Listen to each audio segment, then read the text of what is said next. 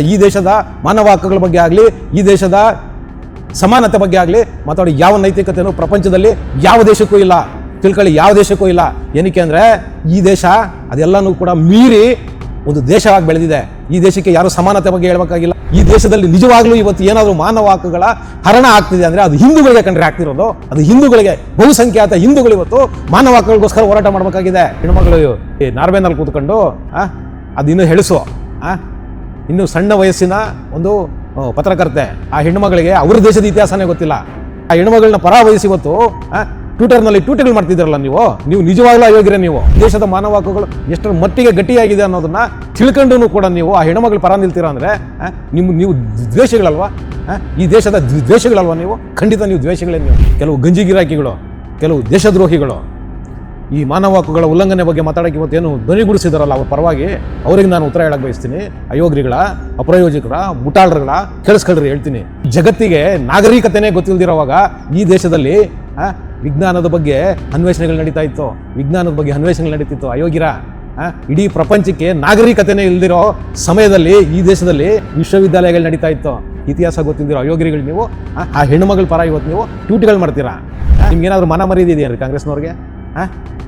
ಎಂತೆಂಥ ಮಾನವ ಹಕ್ಕುಗಳ ಉಲ್ಲಂಘನೆಗಳನ್ನ ನೀವು ಮಾಡಿದ್ದೀರಿ. ನೀವುಗಳು ಮಾಡಿದ್ದೀರಾ. ಕಲ್ಲೊಡೆದವ್ರಿಗೆ, ಬೆಂಕಿ ಹಚ್ಚಿದವ್ರಿಗೆ ಜೈಲುಗಳಲ್ಲಿ ಇಟ್ಕೊಂಡು ಅವ್ರಿಗೆ ಅನ್ನ ನೀರನ್ನು ಕೊಟ್ಕೊಂಡು ಅವರಿಗೆ ಸೆಕ್ಯೂರಿಟಿ ಕೊಟ್ಕೊಂಡು ನಾವು ಕಾಯ್ತಾ ಇದ್ದೀವ್ರಿ. ಆ ಮಟ್ಟದಲ್ಲಿ ಈ ದೇಶದಲ್ಲಿ ಮಾನವ ಹಕ್ಕುಗಳ ರಕ್ಷಣೆ ಆಗ್ತಿದೆ.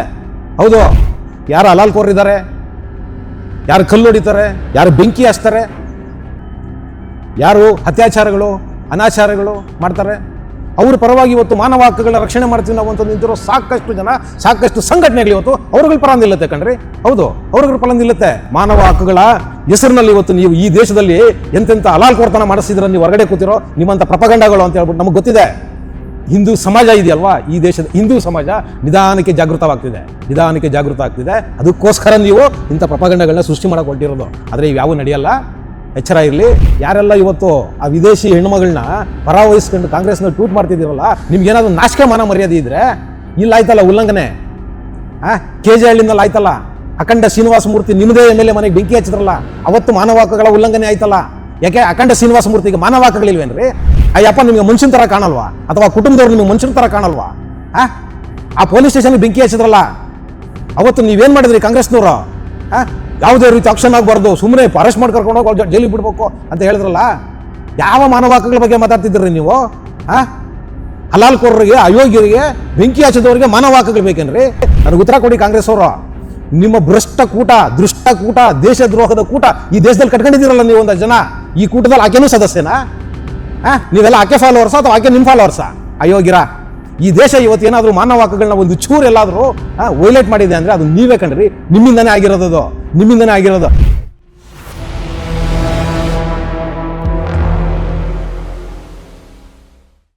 ABI ವಿಕ್ರಮದ ಪ್ರೀತಿಯ ನೋಡುಗರಿಗೆ ಟ್ಯಾಕ್ಸಿವಾಲಾ ಕಾರ್ಯಕ್ರಮಕ್ಕೆ ಸ್ವಾಗತ. ನಾನು ನಿಮ್ಮ ನರಸಿಂಹಮೂರ್ತಿ. ವೀಕ್ಷಕರೇ, ನರೇಂದ್ರ ಮೋದಿಯವರು 5 ದೇಶಗಳ ಪ್ರವಾಸದಲ್ಲಿದ್ದಾಗ ನಾರ್ವೆನಲ್ಲಿ ಒಂದು ಅಂತಾರಾಷ್ಟ್ರೀಯ ಪತ್ರಿಕಾ ಪ್ರತಿನಿಧಿಯೊಬ್ಬರು ನರೇಂದ್ರ ಮೋದಿಯವರು ಭಾರತದಲ್ಲಿ 2026ರಲ್ಲಿ ಆಗಿರ್ತಕ್ಕಂತಹ ಮಾನವ ಹಕ್ಕುಗಳ ಉಲ್ಲಂಘನೆಗಳ ಬಗ್ಗೆ ಉತ್ತರ ಕೊಡಬೇಕು ಅಂತ ಹೇಳ್ಬಿಟ್ಟು ಒಂದು ದೊಡ್ಡ ಮಟ್ಟದಲ್ಲಿ ಚರ್ಚೆನ ಹುಟ್ಟಾಕಿರುವಂಥ ಒಂದು ಹೆಣ್ಣುಮಗಳು ಅಂತಾರಾಷ್ಟ್ರೀಯ ಒಂದು ಪತ್ರಿಕೆಯ ಪ್ರತಿನಿಧಿ. ನಾನು ಇಲ್ಲಿ ಈ ಹೆಣ್ಮಗಳು ಏನು ಮಾತಾಡಿದ್ದಾಳೆ ಅಂದರೆ, ಭಾರತದಲ್ಲಿ ಮಾನವ ಹಕ್ಕುಗಳ ಉಲ್ಲಂಘನೆ, ಹ್ಯೂಮನ್ ರೈಟ್ಸ್ ತುಂಬ ದೊಡ್ಡ ಮಟ್ಟದಲ್ಲಿ ವೈಲೇಟ್ ಆಗಿದೆ. ಅದ್ರ ಬಗ್ಗೆ ನರೇಂದ್ರ ಮೋದಿಯವರು ಇಲ್ಲಿ ಉತ್ತರ ಕೊಡಬೇಕು, ಆದರೆ ಕೊಟ್ಟಿಲ್ಲ ಅವರು ಅಂತ ಹೇಳಿ ದೊಡ್ಡ ಮಟ್ಟದಲ್ಲಿ ವಿವಾದ ಮಾಡಿದ್ದಾರೆ. ಅದಕ್ಕೊಂದಷ್ಟು ಪುಷ್ಟಿ ಕೊಡೋ ಥರ ನಮ್ಮ ಇಲ್ಲಿ ಈ ದೇಶದ ವಿರೋಧ ಪಕ್ಷದ ಒಂದಷ್ಟು ಸಂಸದರು ಕೂಡ ಅದಕ್ಕೆ ಧ್ವನಿಗೂಡಿಸೋ ಮುಖಾಂತರ ಭಾರತದ ಪತ್ರಿಕೆಗಳು, ಭಾರತದ ಪತ್ರಿಕೋದ್ಯಮ ಮಾಡದೇ ಇರುವಂಥ ಕೆಲಸ ನಾರ್ವೆನ ಒಂದು ಹೆಣ್ಮಗಳು ಮಾಡಿದ್ದಾಳೆ, ಒಂದು ಪತ್ರಕರ್ತೆ ಮಾಡಿದ್ದಾಳೆ ಅಂತ ಹೇಳ್ಬಿಟ್ಟು ಧನ್ಯವಾದಗಳನ್ನ ಅರ್ಪಣೆ ಮಾಡ್ತಿದ್ದಾರೆ. ಈ ನಾರ್ವೆನಲ್ಲಿ ಏನು ಈ ಪ್ರಶ್ನೆನ ಕೇಳೋದಕ್ಕೆ ಮುಂದಾಗಿದ್ಲಲ್ಲ, ಆ ಹೆಣ್ಣುಮಗಳಿಗೂ ಸೇರಿಸ್ಕೊಂಡು, ಆಮೇಲೆ ಈ ದೇಶದಲ್ಲಿ ಇವತ್ತೇನು ಆ ಹೆಣ್ಣುಮಗಳ ಪರ ಧ್ವನಿ ಎತ್ತಿದವಲ್ವ ಕೆಲವು ಗಂಜಿ ಗಿರಾಕಿಗಳು, ಕೆಲವು ದೇಶದ್ರೋಹಿಗಳು, ಈ ಮಾನವ ಹಕ್ಕುಗಳ ಉಲ್ಲಂಘನೆ ಬಗ್ಗೆ ಮಾತಾಡೋಕೆ ಇವತ್ತೇನು ಧ್ವನಿಗೂಡಿಸಿದಾರಲ್ಲ ಅವ್ರ ಪರವಾಗಿ, ಅವ್ರಿಗೆ ನಾನು ಉತ್ತರ ಹೇಳಕ್ ಬಯಸ್ತೀನಿ. ಅಯೋಗ್ರಿಗಳ, ಅಪ್ರಯೋಜಕರ, ಮುಟಾಳರುಗಳ ಕೇಳಿಸ್ಕೊಳ್ರಿ ಹೇಳ್ತೀನಿ. ಈ ದೇಶ ಯಾವ ಮಟ್ಟಿಗೆ ಮಾನವ ಹಕ್ಕುಗಳನ್ನ ರಕ್ಷಣೆ ಮಾಡ್ತಿದೆ ಮತ್ತು ಮಹಿಳಾ ಹಕ್ಕುಗಳನ್ನ ರಕ್ಷಣೆ ಮಾಡ್ತಿದೆ ಅನ್ನೋದನ್ನ ಹೇಳ್ತೀನಿ, ಕೇಳಿಸ್ಕೊಳ್ಳಿ. ಈ ಇಡೀ ಜಗತ್ತಿಗೆ ನಾಗರಿಕತೆನೇ ಗೊತ್ತಿಲ್ದಿರೋವಾಗ ಈ ದೇಶದಲ್ಲಿ ವಿಜ್ಞಾನದ ಬಗ್ಗೆ ಅನ್ವೇಷಣೆಗಳು ನಡೀತಾ ಇತ್ತು, ವಿಜ್ಞಾನದ ಬಗ್ಗೆ ಅನ್ವೇಷಣೆಗಳು ನಡೀತಿತ್ತು. ಅಯೋಗ್ಯರ ಇಡೀ ಪ್ರಪಂಚಕ್ಕೆ ನಾಗರಿಕತೆನೇ ಇಲ್ದಿರೋ ಸಮಯದಲ್ಲಿ ಈ ದೇಶದಲ್ಲಿ ವಿಶ್ವವಿದ್ಯಾಲಯಗಳು ನಡೀತಾ ಇತ್ತು. ಇತಿಹಾಸ ಗೊತ್ತಿಲ್ದಿರೋ ಅಯೋಗ್ಯಗಳು ನೀವು ಆ ಹೆಣ್ಣುಮಗಳ ಪರ ಇವತ್ತು ನೀವು ಟ್ವೀಟ್ಗಳು ಮಾಡ್ತೀರಾ. ಮಾನವ ಹಕ್ಕುಗಳ ಬಗ್ಗೆ ನೀವು ಹಿಂದೆ ಎಲ್ಲ ಏನೇನು ಮಾಡಿದ್ದೀರಾ ಅನ್ನೋದು ಜನರಿಗೆ ಏನು ಗೊತ್ತಿಲ್ವಾ? ಅಲ್ಲ ಕಣ್ರಿ, ನಿಮ್ಗೇನಾದ್ರೂ ಮಾನ ಮರ್ಯಾದೆ ಇದೆಯೇನ್ರಿ ಕಾಂಗ್ರೆಸ್ನವ್ರಿಗೆ? ಆ ಹೆಣ್ಮಗಳು ಅಲ್ಲಿ ನಾರ್ವೆನಲ್ಲಿ ಕೂತ್ಕೊಂಡು ಅದಿನ್ನೂ ಹೆಳಸು, ಇನ್ನು ಸಣ್ಣ ವಯಸ್ಸಿನ ಒಂದು ಪತ್ರಕರ್ತೆ, ಆ ಹೆಣ್ಣುಮಗಳಿಗೆ ಅವ್ರ ದೇಶದ ಇತಿಹಾಸನೇ ಗೊತ್ತಿಲ್ಲ. ಹೌದು, ಆ ದೇಶದ ಇತಿಹಾಸನೇ ಆ ಹೆಣ್ಮಗಳು ಓದ್ಕೋತೀರಾ? ಅವರ ಪೂರ್ವಿಕರು ಮಾಡಿರೋ ಪ್ರಪಗಂಡಗಳು ಈ ಜಗತ್ತಲ್ಲಿ ಇತಿಹಾಸದಲ್ಲಿದೆ. ಅವರು ಮಾಡಿರೋ ಮಾನವ ಹಕ್ಕುಗಳ ಉಲ್ಲಂಘನೆ ಆ ಹೆಣ್ಣುಮಗಳಿಗೆ ಕಣ್ಣಿಗೆ ಕಾಣ್ತಾ ಇಲ್ಲ. ಆದರೆ ಇವತ್ತು ನರೇಂದ್ರ ಮೋದಿ ಅವರು ಉತ್ತರ ಕೊಡ್ಬೇಕಂತೆ, ಏನು ಮಾನವ ಹಕ್ಕುಗಳ ಉಲ್ಲಂಘನೆ ಆಗಿದೆ ಈ ದೇಶದಲ್ಲಿ? ಇಷ್ಟಕ್ಕೂ ಏನು ಆ ಹೆಣ್ಮಗಳಿಗೆ, ಭಾರತದ ಮಾನವ ಹಕ್ಕುಗಳ ಬಗ್ಗೆ ಆ ಹೆಣ್ಮಗಳಿಗೆ ಏನು ಗೊತ್ತಿದೆ? ಮತ್ತೆ ಆ ಹೆಣ್ಮಗಳನ್ನ ಪರಾವಹಿಸಿ ಇವತ್ತು ಟ್ವಿಟರ್ನಲ್ಲಿ ಟ್ವೀಟ್ಗಳು ಮಾಡ್ತಿದ್ದೀರಲ್ಲ ನೀವು ನಿಜವಾಗ್ಲೂ ಅಯೋಗ್ಯರೇ ನೀವು. ಈ ದೇಶದಲ್ಲಿ ನೀವು ಇದ್ಕೊಂಡು ಈ ದೇಶದ ಮಾನವ ಹಕ್ಕುಗಳು ಎಷ್ಟರ ಮಟ್ಟಿಗೆ ಗಟ್ಟಿಯಾಗಿದೆ ಅನ್ನೋದನ್ನ ತಿಳ್ಕೊಂಡು ಕೂಡ ನೀವು ಆ ಹೆಣ್ಮಗಳ ಪರ ನಿಲ್ತೀರಾ ಅಂದ್ರೆ ನೀವು ದ್ವೇಷಗಳಲ್ವಾ? ಈ ದೇಶದ ದ್ವೇಷಗಳಲ್ವಾ ನೀವು? ಖಂಡಿತ ನೀವು ದ್ವೇಷಗಳೇನು ನೀವು. ಎಂತೆಂಥ ಮಾನವ ಹಕ್ಕುಗಳ ಉಲ್ಲಂಘನೆಗಳನ್ನ ನೀವು ಮಾಡಿದ್ದೀರಿ, ನೀವುಗಳು ಮಾಡಿದ್ದೀರಾ. ನಾವು ತುಂಬ ನೋಡಿ, ಹಿಂದೆ ಎಲ್ಲ ನಾವು ಟಿ ವಿಗಳಲ್ಲಿ ನೋಡ್ತಾ ಇದ್ವಿ. ಇಷ್ಟು ದೊಡ್ಡ ಮಟ್ಟದಲ್ಲಿ ಹಿಂದೆ ಎಲ್ಲ ಮೀಡಿಯಾ ಇರಲಿಲ್ಲ, ಸೋಷಿಯಲ್ ಮೀಡಿಯಾ ಆಗಲಿ ಅಥವಾ ಎಲೆಕ್ಟ್ರಾನಿಕ್ ಮೀಡಿಯಾ ಆಗಲಿ ಇರಲಿಲ್ಲ. ನಮಗೆ ಹಿಂದೆ ಎಲ್ಲ ಏನು ಸಿಗ್ತಾ ಇತ್ತು? ಒಂದು ಟಿ ವಿ ಇಲ್ಲ ಅಂದರೆ ಪೇಪರು ಅಲ್ವಾ? ನಾವು ಆ ಟಿ ವಿಗಳಲ್ಲೂ ಕೂಡ ನಾವು ನೋಡ್ತಿದ್ದೇನು, ಕಾಶ್ಮೀರದಂತಹ ಕಣಿವೆಗಳಲ್ಲಿ ಸೈನಿಕರು ಬಂದೂಕು ಹಿಡ್ಕೊಂಡು ನಿಂತಿರೋ ಸೈನಿಕರ ಮೇಲೆ ಕಲ್ಲು ಹೊಡಿತಾ ಇದ್ರು. ಮುಂದ್ಗಡೆ ನಿಂತ್ಕೊಂಡಿರೋ ಗೂಂಡಾಗಳು, ಮುಸಲ್ಮಾನ್ ಗೂಂಡಾಗಳು. ಆದರೆ ಎದುರುಗಡೆ ಇರೋ ಸೈನಿಕ ಅವ್ರ ಮೇಲೆ ಗುಂಡಾರ್ಸಂಗಿಲ್ಲ. ಗುಂಡಾರ್ಸಿದ್ರೆ ಹ್ಯೂಮನ್ ರೈಟ್ಸ್. ಹೌದು ವೀಕ್ಷಕರೇ, ಸೈನಿಕ ಏನಾದರೂ ಕಲ್ಲು ಹೊಡಿತಿರೋನು ಗುಂಡಾಕಿದ್ರೆ ಹ್ಯೂಮನ್ ರೈಟ್ಸು. ಅದೇ ಎದುರುಗಡೆ ನಿಂತಿರೋನು ಆ ಸೈನಿಕನಿಗೆ ಕಲ್ಲು ಹೊಡೆದ್ರೆ ಆ ಸೈನಿಕನಿಗೆ ಹ್ಯೂಮನ್ ರೈಟ್ಸ್ ಇಲ್ಲ. ಆ ಸೈನಿಕನಿಗೆ ಕಲ್ಲು ಬಿದ್ದಿದೆ, ತಲೆ ಹೊಡೆದಿದೆ, ಅವನದು ವಾಹನ ಜಖಮಾಗಿದೆ ಅಂದ್ರೆ ಹ್ಯೂಮನ್ ರೈಟ್ಸ್ ಅವ್ರು ಬಾಯ ಬಿಡಲ್ಲ. ಯಾಕೆ? ಕಲ್ಲೊಡಿಯೋ ಅನಾಗರಿಕರಿಗೆ ಮಾತ್ರ ಮಾನವ ಹಕ್ಕುಗಳ ಹೇಳ್ರಿ?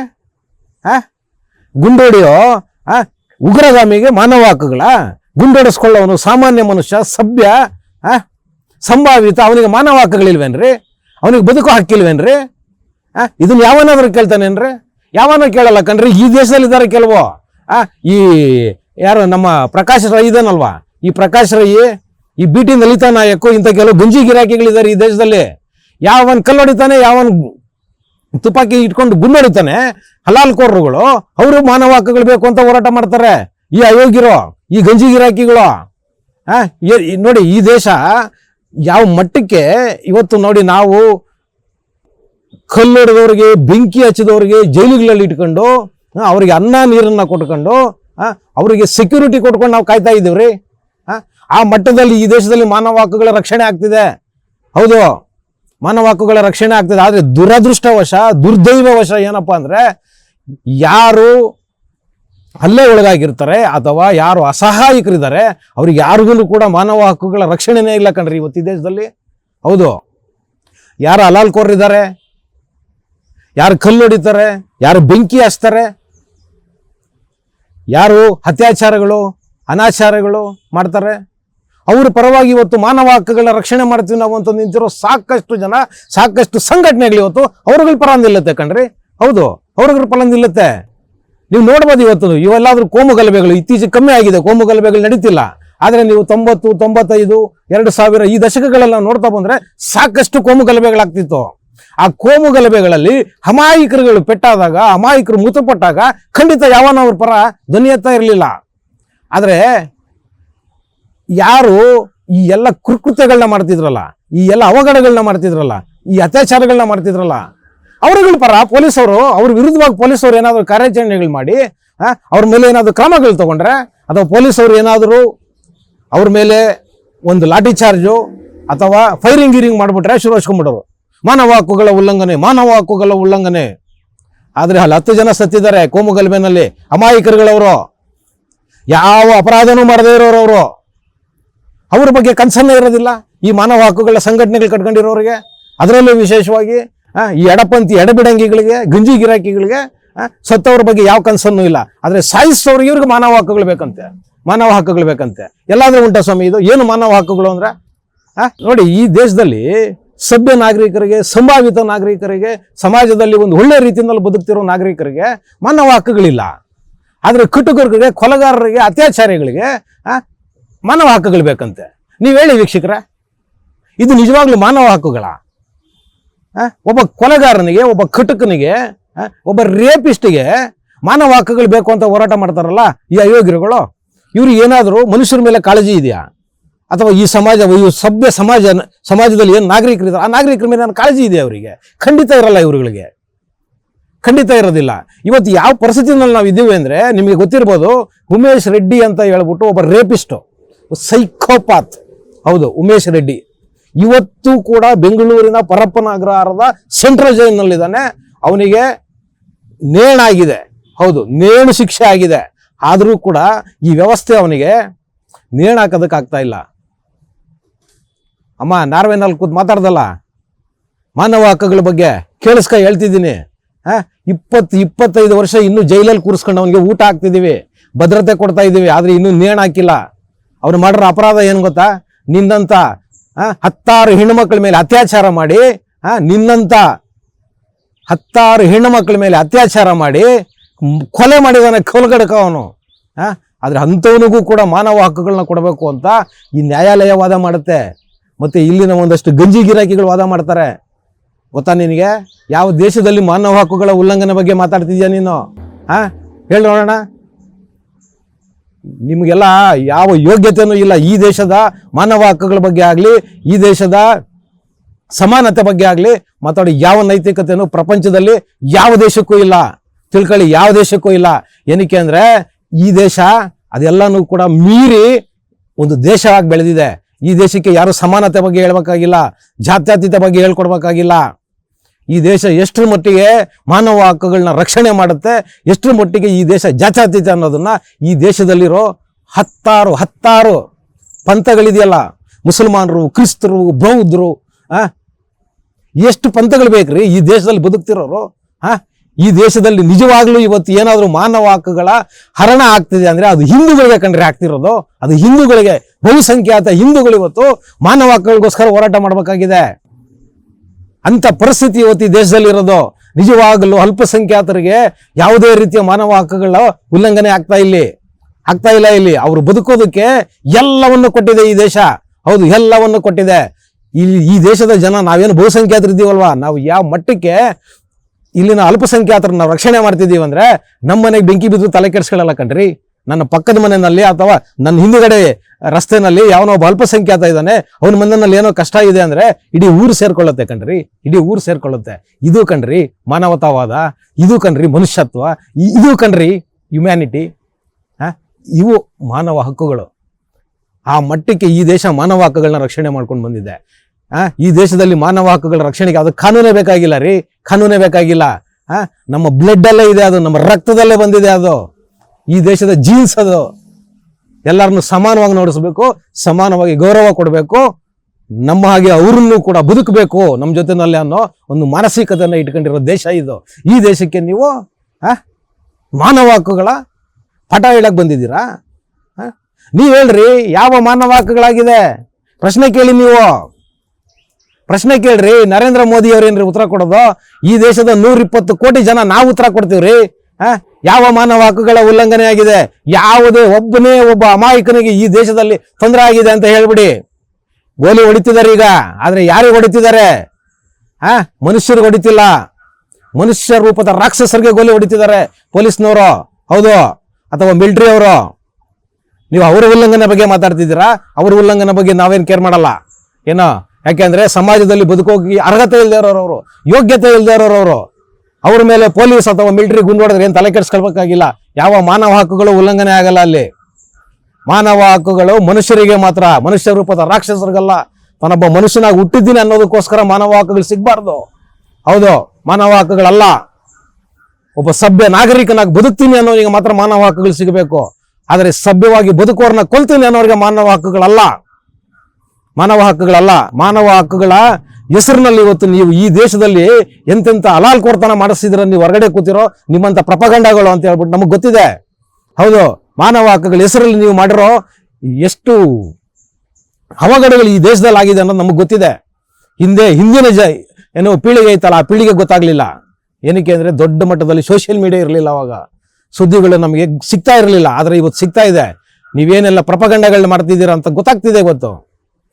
ಆ ಕಾರಣಕ್ಕೋಸ್ಕರ ನೀವುಗಳು ಪ್ರಶ್ನೆಗಳು ಮಾಡುವಾಗ ಅಥವಾ ಈ ದೇಶದ ಬಗ್ಗೆ ಮಾತಾಡುವಾಗ ಎಚ್ಚರಿಕೆಯಿಂದ ಮಾತಾಡಬೇಕು. ಹೌದು, ಈ ದೇಶದ ಇತಿಹಾಸನ ತಿಳ್ಕೊಂಡು ಮಾತಾಡಬೇಕು. ಈ ದೇಶದ ಇತಿಹಾಸ ನಿಮಗೆ ಗೊತ್ತಿಲ್ಲ ಅಂದ್ರೂ ಪರವಾಗಿಲ್ಲ, ನಿಮ್ಮ ದೇಶದ ಇತಿಹಾಸನ ತಿಳ್ಕೊಂಡು ಆಮೇಲೆ ನಿಮ್ಮ ಅಕ್ಕಪಕ್ಕದ ದೇಶಗಳ ಬಗ್ಗೆ ಮಾತಾಡಿ. ನಿಮಗೆ ಉತ್ತರ ನಿಮಗೆ ಸಿಗುತ್ತೆ. ಈ ದೇಶ ಯಾವತ್ತೂ ಕೂಡ ಮಾನವ ಹಕ್ಕುಗಳನ್ನ ಉಲ್ಲಂಘನೆ ಮಾಡಿಲ್ಲ, ಮಾನವೀಯತೆನ ಮರೆತಿಲ್ಲ. ಈ ದೇಶ ಎಲ್ಲ ಕಾಲದಲ್ಲೂ ಕೂಡ, ಈಗಿರ್ಬೋದು, ಹಿಂದೆ ಇರ್ಬೋದು, ಅಥವಾ ಪುರಾತನ ಕಾಲದಿಂದನೂ ಇರ್ಬೋದು, ಈ ದೇಶ ಮನುಷ್ಯತ್ವ ಮತ್ತು ಮಾನವ ಹಕ್ಕುಗಳು ಮತ್ತು ಮಹಿಳೆಯರ ಹಕ್ಕುಗಳಿಗೋಸ್ಕರ ಈ ದೇಶ ಯಾವತ್ತೂ ಕೂಡ ವಿರುದ್ಧವಾಗಿಲ್ಲ. ಈ ದೇಶ ಯಾರಿಗೆ ಏನು ಅವಕಾಶಗಳನ್ನ ಕೊಡಬೇಕು, ಯಾರಿಗೆ ಏನು ಸ್ವಾತಂತ್ರ್ಯನ ಕೊಡಬೇಕು ಅದೆಲ್ಲವನ್ನು ಕೊಟ್ಟಿದೆ. ಆದರೆ ಈಗ ಈ ದೇಶದಲ್ಲಿರೋ ಒಂದಷ್ಟು ಅಲ್ಪಸಂಖ್ಯಾತರು ಅದೇ ಸ್ವಾತಂತ್ರ್ಯನ ಸ್ವೇಚ್ಛಾಚಾರ ಮಾಡಿಕೊಂಡು ಆ ಸ್ವಾತಂತ್ರ್ಯ ಅವ್ರಿಗೆ ಕೊಟ್ಟಿರೋ ಸ್ವಾತಂತ್ರ್ಯ ಅತಿ ಆಯಿತು. ಆ ಕಾರಣಕ್ಕೆ ನಿಮ್ಮಂಥವ್ರು ಇವತ್ತು ಅವರ ಪರವಾಗಿ ನಿಂತು ಪ್ರಪಗಂಡಗಳನ್ನ ಸೃಷ್ಟಿ ಮಾಡೋದಕ್ಕೆ ಹೊರಟಿದ್ದೀರಾ. ಈ ಏನು ಪ್ರಪಗಂಡಗಳು ಮಾಡಕ್ಕೆ ಹೊರಟಿದ್ದೀರಲ್ಲ, ಇವೆಲ್ಲ ತುಂಬ ದಿವಸ ನಡೆಯೋದಿಲ್ಲ. ಏನಕ್ಕೆ ಅಂದರೆ ಈ ದೇಶದ ಹಿಂದೂ ಸಮಾಜ ಇದೆಯಲ್ವಾ, ಈ ದೇಶದ ಹಿಂದೂ ಸಮಾಜ ನಿಧಾನಕ್ಕೆ ಜಾಗೃತ ಆಗ್ತಿದೆ. ಅದಕ್ಕೋಸ್ಕರ ನೀವು ಇಂಥ ಪ್ರಪಗಂಡಗಳನ್ನ ಸೃಷ್ಟಿ ಮಾಡಕ್ಕೆ ಹೊರಟಿರೋದು. ಆದರೆ ಇವ್ಯಾವು ನಡೆಯಲ್ಲ. ಎಚ್ಚರ ಇರಲಿ. ಈ ದೇಶದ ಬಗ್ಗೆ ಯಾವುದೇ ದೇಶದಲ್ಲಿ ಯಾರೇ ನಿಂತು ಮಾತಾಡೋದಾದ್ರೂ ಅಥವಾ ಈ ದೇಶದ ಒಳಗಡೆ ಇದ್ದಾರಲ್ಲ ದೇಶದ್ರೋಹಿಗಳು, ಅವರು ಕೊಡೋ ಗಂಜಿಗೆ ಬಾಯಿ ಬಿಟ್ಕೊಂಡು ಕೂತಿದ್ದಾವಲ್ಲ ದೇಶದ್ರೋಹಿಗಳು, ಇಲ್ಲೇ ಕೂತ್ಕೊಂಡು ಈ ದೇಶದ ವಿರುದ್ಧವಾಗಿ ಪ್ರಪಗಂಡಗಳನ್ನ ಮಾಡ್ಕೊಂಡು ಹುನ್ನಾರಗಳನ್ನ ಸೃಷ್ಟಿ ಮಾಡ್ತಿದಾರಲ್ಲ, ನೀವುಗಳು ಕೇಳಿಸ್ಕೊಳ್ಳಿ. ನಿಮ್ಮ ಯಾವ ತಂತ್ರ ಕುತಂತ್ರಗಳು ಕೂಡ ಇನ್ನು ಮುಂದೆ ನಡೆಯೋದಿಲ್ಲ. ದೇಶ ಸದೃಢವಾಗಿದೆ, ದೇಶ ಸದೃಢವಾಗಿ ಬೆಳೆಯುತ್ತೆ. ಆ ಕಾರಣಕ್ಕೋಸ್ಕರ ಎಚ್ಚರ ಇರಲಿ. ವೀಕ್ಷಕರೇ ನೋಡಿ, ಇವತ್ತು ಏನು ಕಾಂಗ್ರೆಸ್ನವರು ಆ ವಿದೇಶಿ ಪತ್ರಕರ್ತ ಹೆಣ್ಮಗಳಿದ್ದಾಳಲ್ವಾ, ಆ ಹೆಣ್ಣುಮಗಳಿಗೆ ಇವತ್ತು ಸಪೋರ್ಟ್ ಮಾಡ್ಕೊಂಡು ಟ್ವೀಟ್ ಮಾಡ್ತಿದ್ದಾರೆ. ನಮ್ಮದೇ ರಾಜ್ಯದ ಬೆಂಗಳೂರಿನಲ್ಲಿ ಸ್ಟೋರಿ ನಿಮಗೆ ಗೊತ್ತಿದೆ. ಎಲ್ಲಿ ನಮ್ಮ ಕಾಡ್ಗೊಂಡಹಳ್ಳಿನಲ್ಲಿ ಆಯ್ತಲ್ಲ, ಅಖಂಡ ಶ್ರೀನಿವಾಸ ಮೂರ್ತಿ ಕಾಂಗ್ರೆಸ್ನ MLA ಮನೆಗೆ ಮುಸಲ್ಮಾನ್ನ ಕೆಲವು ಗೂಂಡಾಗಳು ಹೋಗಿ ಬೆಂಕಿ ಹಚ್ಚಿ ಅದು ಸಾಲದು ಅಂತ ಪೊಲೀಸ್ ಸ್ಟೇಷನ್ಗೂ ಬೆಂಕಿ ಹಚ್ಚಿದ್ರು. ಕಾಡ್ಗೊಂಡಹಳ್ಳಿ ಪೊಲೀಸ್ ಸ್ಟೇಷನ್ಗೆ ಬೆಂಕಿ ಹಚ್ಚಿದವರಿಗೆ ಇವ್ರದೇ MLA ಜಮೀರ್ ಅಹಮದ್ ಖಾನ್ ಅವ್ರು ಹೋಗಿ ಅವರಿಗೆ ಬೇಲ್ನ ಕೊಟ್ಟು ಕರ್ಕೊಂಡು ಬಂದು ಅವರಿಗೆ ಸನ್ಮಾನ ಮಾಡಿ ಸಾಲದು ಅಂತ ಅವ್ರ ಕುಟುಂಬಗಳನ್ನ ನಡೆಸೋದಕ್ಕೆ ಖರ್ಚಿಗೂ ಕಾಸು ಕೊಡ್ತಾರಲ್ವಾ. ಯಾರೆಲ್ಲ ಇವತ್ತು ಆ ವಿದೇಶಿ ಹೆಣ್ಮಗಳನ್ನ ಪರಾವಹಿಸ್ಕೊಂಡು ಕಾಂಗ್ರೆಸ್ನ ಟ್ವೀಟ್ ಮಾಡ್ತಿದ್ದೀರಲ್ಲ, ಈ ದೇಶದ ಪತ್ರಕರ್ತರು ಮಾಡದೇ ಇರೋ ಕೆಲಸನ, ಈ ದೇಶದ ಮೀಡಿಯಾ ಮಾಡದೇ ಇರೋ ಕೆಲಸನ ನೀನು ಮಾಡಿದೀಯ ಕಣಮ್ಮ, ಶಬಾಷ್ ಅಂತ ಹೇಳ್ಬಿಟ್ಟು ನಿಮ್ಗೇನಾದ್ರು ನಾಚಿಕೆ ಮಾನ ಮರ್ಯಾದೆ ಇದ್ರೆ ಇಲ್ಲ ಆಯ್ತಲ್ಲ ಉಲ್ಲಂಘನೆ. KJ ಹಳ್ಳಿನಲ್ಲಿ ಆಯ್ತಲ್ಲ, ಅಖಂಡ ಶ್ರೀನಿವಾಸ ಮೂರ್ತಿ ನಿಮ್ಮದೇ MLA ಮನೆಗೆ ಬೆಂಕಿ ಹಚ್ಚಿದ್ರಲ್ಲ, ಅವತ್ತು ಮಾನವ ಹಕ್ಕುಗಳ ಉಲ್ಲಂಘನೆ ಆಯ್ತಲ್ಲ.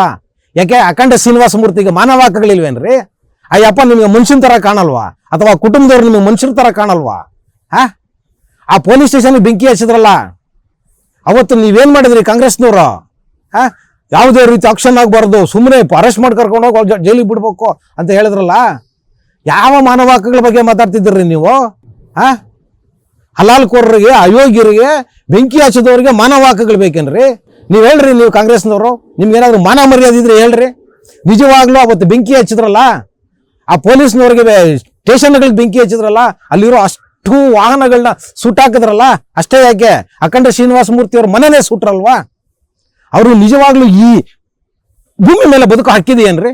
ನೀವು ಹೇಳ್ರಿ. ನೀವು ನಿಜವಾಗ್ಲೂ ಮಾನವ ಹಕ್ಕುಗಳ ರಕ್ಷಣೆ ಮಾಡೋರೇ ಆಗಿದ್ರೆ, ನಿಮಗೆ ನಿಜವಾಗ್ಲೂ ಮಾನವ ಹಕ್ಕುಗಳ ಮೇಲೆ ನಿಮಗೆ ಅಷ್ಟೊಂದು ಆಸಕ್ತಿನೇ ಅನ್ನೋದಿದ್ರೆ, ನಿಜವಾಗ್ಲೂ ಅವತ್ತು ಬೆಂಕಿ ಹಚ್ಚಿದವ್ರಿಗೆ ಈ ಭೂಮಿ ಮೇಲೆ ಬದುಕೋದಕ್ಕೆ ಏನಾದರೂ ಅರ್ಹತೆ ಇದೆಯೇನ್ರಿ? ಅಷ್ಟೇ ಯಾಕ್ರಿ 26 ಜನ ಪೆಹಲ್ಗಾಮಲ್ಲಿ ಅಮಾಯಕ ಅಂದ್ರೆ ಅಮಾಯಕರುಗಳವರು. ಪ್ರವಾಸಕ್ಕೆ ಹೋಗಿದ್ದವ್ರು ಕಾಶ್ಮೀರದಲ್ಲಿ ಧರ್ಮ ನೋಡಿ ಗುಂಡಿಕ್ಕೊಂದ್ರಲ್ರಿ. ಹೇಳ್ರಿ, ಅವರು ಬದುಕೋದಕ್ಕೆ ಏನಾದ್ರು ಲಾಯಕ್ಕಿದಾರೇನ್ರಿ? ಅಥವಾ ಅವ್ರಿಗೆ ಮಾನವ ಹಕ್ಕುಗಳು ಬೇಕೇನ್ರಿ? ಹೇಳ್ರಿ, ಬೇಕೇನ್ರಿ ಮಾನವ ಹಕ್ಕುಗಳು ಅವ್ರಿಗೆ? ಆಮೇಲೆ ನೀವೇನ್ರಿ ಮಾಡಿದ್ರಿ? ಆ ಸಂತ್ರಸ್ತ ಕಣ್ರಿ, ಆ ವ್ಯಕ್ತಿ ಯಾರೋ ಅಖಂಡ ಶ್ರೀನಿವಾಸ ಮೂರ್ತಿ, ನಿಮ್ಮದೇ ಪಕ್ಷದವ್ರು ಕಣ್ರಿ, ನಿಮ್ಮ ಪಕ್ಷದಿಂದ ಗೆದ್ದಿದ್ದವರು. ಅವ್ರಿಗೆ ಕೊನೆಗೆ ನೀವು ಟಿಕೆಟ್ ಕೂಡ ಕೊಡ್ಲಿಲ್ವಲ್ರಿ ಕಾಂಗ್ರೆಸ್ ಪಾರ್ಟಿಯಿಂದ? ಏನ್ರಿ ತಪ್ಪು ಮಾಡಿದ್ರು ಅವರು? ಅವ್ರ ಮನೆಗೆ ಬೆಂಕಿ ಹಚ್ಚಿಸ್ಕೊಂಡಿದ್ದು ತಪ್ಪ? ಶಿಕ್ಷೆ ಯಾರಿಗ್ರಿ ಆಗ್ಬೇಕಾಗಿದ್ದು? ನಿಜವಾದ ಮಾನವ ಹಕ್ಕುಗಳು ಯಾರಿಗೂ ಸಿಕ್ಬೇಕಾಗಿದ್ದು? ಜೈಲಿಂದ ಬಿಡಿಸ್ಕೊಂಡ್ ಬಂದಲ್ಲ ಆ ಹಲಾಲ್ ಕೋರ್ರಿಗೆ ಮಾನವ ಹಕ್ಕುಗಳು ಸಿಕ್ಬೇಕಾಗಿದ್ದು. ನಿಜವಾಗ್ಲೂ ನೀವು ಮಾನವ ಹಕ್ಕುಗಳ ರಕ್ಷಣೆ ಮಾಡ್ತೀವಿ ಅನ್ನೋದಾಗಿದ್ರೆ ಕಾಂಗ್ರೆಸ್ ಪಕ್ಷ ಅಖಂಡ ಶ್ರೀನಿವಾಸ ಮೂರ್ತಿ ಅವರಿಗೆ ಟಿಕೆಟ್ನ ಕೊಟ್ಟು ಚುನಾವಣೆ ಖರ್ಚು ವೆಚ್ಚಗಳನ್ನ ನಿಮ್ಮ ಪಾರ್ಟಿ ವಹಿಸ್ಬಿಟ್ಟು ಆ ಮನುಷ್ಯನ ಗೆಲ್ಲಿಸ್ಕೊಂಡ್ ಬರ್ಬೇಕಾಗಿತ್ರಿ. ಅವಾಗ ಮಾನವ ಹಕ್ಕುಗಳ ರಕ್ಷಣೆ ಆಗಿದೆ ನಿಮ್ಮ ಕಾಲದಲ್ಲಿ ಅಂತ ನಾನು ಎದೆ ತಟ್ಕೊಂಡು ಹೇಳ್ತಿದ್ದೆ. ಆದ್ರೆ ನೀವೇನ್ರಿ ಮಾಡಿದ ಹಲಾಲ್ ಕೋರ್ರು ನೀವು? ಆ ಮನುಷ್ಯನಿಗೆ ಟಿಕೆಟ್ ಕೊಟ್ಟಿದ್ದೀರಾ, ಬೇರೆಯವ್ರು ನಿಲ್ಲಿಸ್ಬಿಟ್ಟು ಗೆಲ್ಸ್ಕೊಂಡ್ರಲ್ರಿ. ನೀವು ಮಾನವ ಹಕ್ಕುಗಳ ಬಗ್ಗೆ ಮಾತಾಡ್ತೀರಿ, ಇವತ್ತು ಆ ಹೆಣ್ಣುಮಗಳ ಪರ ಮಾತಾಡ್ತೀರಿ. ನನಗೆ ಉತ್ತರ ಕೊಡಿ ಕಾಂಗ್ರೆಸ್ ಅವರು. ನಿಮ್ಮ ಭ್ರಷ್ಟ ಕೂಟ, ದೃಷ್ಟ ಕೂಟ, ದೇಶದ್ರೋಹದ ಕೂಟ ಈ ದೇಶದಲ್ಲಿ ಕಟ್ಕೊಂಡಿದ್ದೀರಲ್ಲ ನೀವು ಒಂದಷ್ಟು ಜನ. ಈ ಕೂಟದಲ್ಲಿ ಆಕೆನೂ ಸದಸ್ಯನಾ? ನೀವೆಲ್ಲ ಆಕೆ ಫಾಲೋವರ್ಸ ಅಥವಾ ಆಕೆ ನಿಮ್ ಫಾಲೋವರ್ಸ? ಉತ್ತರ ಕೊಡ್ರಿ ಈ ದೇಶದ ಜನಕ್ಕೆ. ಇನ್ನೊಂದ್ಸರಿ ಕಾಂಗ್ರೆಸ್ ಅವರು ಮಾನವ ಹಕ್ಕುಗಳ ಬಗ್ಗೆ ಮಾತಾಡಂಗಿಲ್ಲ. ನಿಮ್ಗೆ ಯಾವ ಯೋಗ್ಯತೆನೂ ಇಲ್ಲ, ಯಾವ ನೈತಿಕತೆನೂ ಇಲ್ಲ ನಿಮಗೆ. 1975ರಲ್ಲಿ ಈ ದೇಶಕ್ಕೆ ತುರ್ತು ಪರಿಸ್ಥಿತಿನ ಹಾಕಿ ನಿಮ್ಮ ವಿರುದ್ಧ ಮಾತಾಡೋದನ್ನೆಲ್ಲ ತಗೊಂಡೋಗಿ ಜೈಲಲ್ಲಿ ಹಾಕಿ ಅವ್ರನ್ನ ಹೀನಾಯವಾಗಿ ನಡೆಸ್ಕೊಂಡ್ರಲ್ಲ. ನಿಮಗೆ ಯಾವ ನೈತಿಕತೆ ಇದೆ ರೀ ಮಾನವ ಹಕ್ಕುಗಳ ಬಗ್ಗೆ ಮಾತಾಡೋದಕ್ಕೆ? ಹೇಳ್ರಿ, ಯಾವ ನೈತಿಕತೆ ಇದೆ ರೀ ನೀವು ಮಾನವ ಹಕ್ಕುಗಳ ಬಗ್ಗೆ ಮಾತಾಡೋದಕ್ಕೆ? ಮಸೀದಿ ಮುಂದೆ ಗಣೇಶ ಮೆರವಣಿಗೆ ಹೋದ್ರೆ ಕಲ್ಲು ಹೊಡಿತಾರೆ ನೋಡ್ರಿ ಅಂತ ಹೇಳಿದ್ರೆ, ಮಸೀದಿ ಮುಂದೆ ಗಣೇಶ ಮೆರವಣಿಗೆ ಹೋಗೋದು ಬೇಡ, ಪಕ್ಕದ ರೋಡಲ್ಲಿ ಹೋಗಿ ಅಂತ ಹೇಳ್ತೀರಾ? ನೀವು ಸಹೋದರತ್ವದ ಬಗ್ಗೆ ಮಾತಾಡ್ತೀರಾ? ಅಯೋಗ್ಯರು ತಗೊಂಬಂದು ಸಹೋದರತ್ವದ ಬಗ್ಗೆ ಮಾತಾಡ್ತೀರೇನ್ರಿ ನೀವು? ಅಯೋಗ್ಯರ. ಈ ದೇಶ ಇವತ್ತೇನಾದ್ರೂ ಮಾನವ ಹಕ್ಕುಗಳನ್ನ ಒಂದು ಚೂರು ಎಲ್ಲಾದ್ರೂ ವೈಲೇಟ್ ಮಾಡಿದೆ ಅಂದ್ರೆ ಅದು ನೀವೇ ಕಣ್ರಿ. ನಿಮ್ಮಿಂದನೇ ಆಗಿರೋದು. ಆದ್ರೆ ಈ ದೇಶದ ಒಬ್ಬ ಸಭ್ಯ ನಾಗರಿಕ ಯಾವತ್ತು ಮಾನವ ಹಕ್ಕುಗಳ ಉಲ್ಲಂಘನೆ ಮಾಡಿಲ್ಲ, ಮಾಡೋದೂ ಇಲ್ಲ. ತಿಳ್ಕೊಳ್ಳಿ. ಇಂಥ ಹೇಳಿಕೆಗಳನ್ನ ಕೊಡುವಾಗ, ಅದು ಈ ದೇಶದ ಪ್ರಧಾನಮಂತ್ರಿಗಳ ಬಗ್ಗೆ ಹೇಳಿಕೆಗಳನ್ನ ಕೊಡುವಾಗ ಎಚ್ಚರಿಕೆಯಿಂದ ಹೇಳಿಕೆಗಳು ಕೊಡಬೇಕು ಅಂತ ಹೇಳುವುದರ ಮುಖಾಂತರ ಇವತ್ತಿನ ಯಕ್ಷಗಾನ ಕಾರ್ಯಕ್ರಮನ ಮುಗಿಸ್ತಾ ಇದ್ದೀನಿ. ಶೇರ್ ಮಾಡಿ, ಸಬ್ಸ್ಕ್ರೈಬ್ ಮಾಡಿ, ಲೈಕ್ ಮಾಡಿ, ಹೆಚ್ಚೆಚ್ಚು ಕಮೆಂಟ್ ಮಾಡುವುದರ ಮುಖಾಂತರ ನಮ್ಮನ್ನು ಪ್ರೋತ್ಸಾಹಿಸ್ತೀರಿ. ಟಿವಿ ವಿಕ್ರಮ, ದೇಶ ನಿಮ್ಮ ಕೈಯಲ್ಲಿ. ಈ ಕಾರ್ಯಕ್ರಮ ನಿಮಗೆ ಇಷ್ಟ ಆಗಿದ್ದಲ್ಲಿ ಲೈಕ್, ಶೇರ್ ಹಾಗೂ ಕಮೆಂಟ್ ಮಾಡಿ. ಟಿವಿ ವಿಕ್ರಮದ ಕಾರ್ಯಕ್ರಮಗಳನ್ನು ನಿರಂತರವಾಗಿ ವೀಕ್ಷಿಸಲು ಸಬ್ಸ್ಕ್ರೈಬ್ ಮಾಡಿ, ಬೆಲ್ ಐಕನ್ ಒತ್ತಿ.